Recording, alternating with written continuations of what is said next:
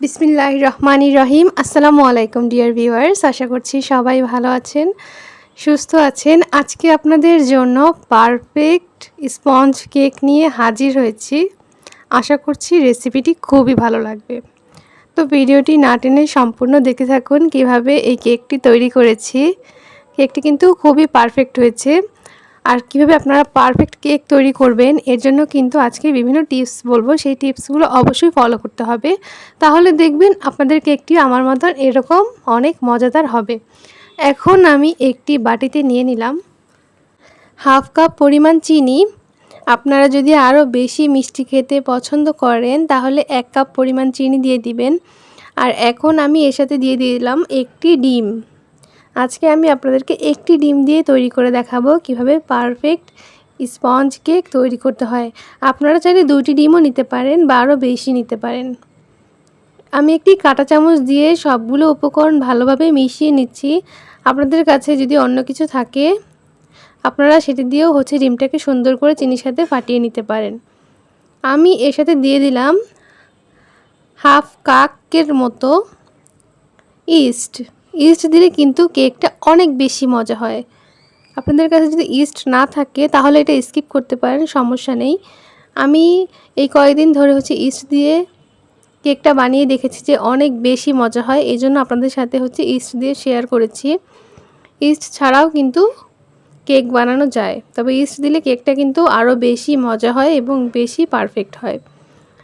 সাথে দিয়ে দিলাম অল্প একটু পরিমাণে সয়াবিন তেল, মোটামুটি 2 চামচ পরিমাণ, ছোট চামচের। তারপর সবগুলো উপকরণ খুব সুন্দরভাবে মিশিয়ে নিতে হবে।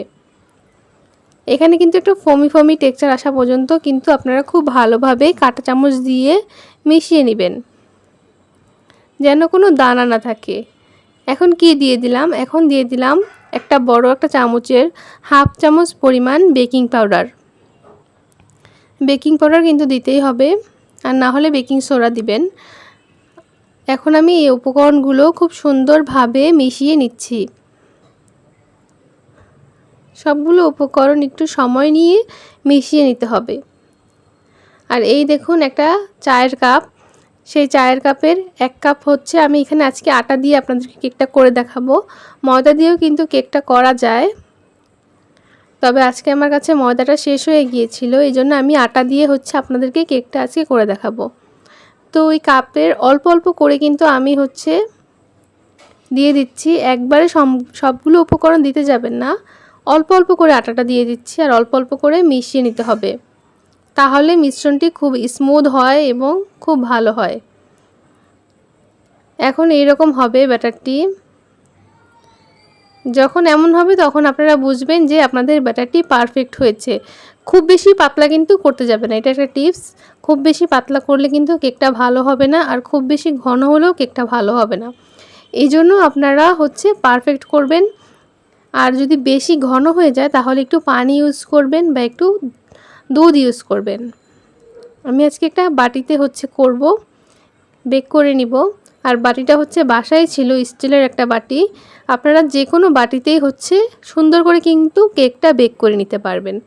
আর বাটিতে অবশ্যই তেল ব্রাশ করে নিতে হবে, তারপর একটু ট্যাপ করে নেবেন। যদি ভিতরে কোনো বাবলস থাকে তাহলে সেটা থাকবে না। এখন আমি একটি চুলার উপরে হাঁড়ি বসিয়ে দিয়েছিলাম, সেটাকে আমি 5 মিনিটের জন্য প্রিহিট হতে দিয়েছি। এই যে দেখুন, একটা মিডিয়াম হিটে রেখেছি এবং স্ট্যান্ড দিয়ে দিয়েছি। তারপর চুলার আঁচটা কিন্তু একদম লো করে দিবেন। তারপর 40 মিনিট আমি চুলাতে রেখেছিলাম। আমার কেকটি বেক হয়ে গিয়েছে। এখন এখানে আমি একটি ছুরি দিয়ে চারপাশ ছাড়িয়ে নিচ্ছি।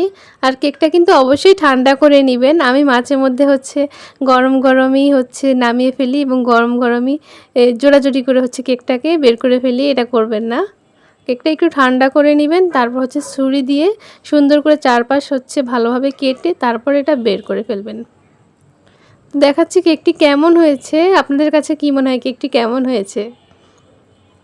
এই যে দেখুন, বাসায় কারা কারা ইস্ট দিয়ে কেক তৈরি করেন অবশ্যই কিন্তু কমেন্টের মাধ্যমে জানাবেন।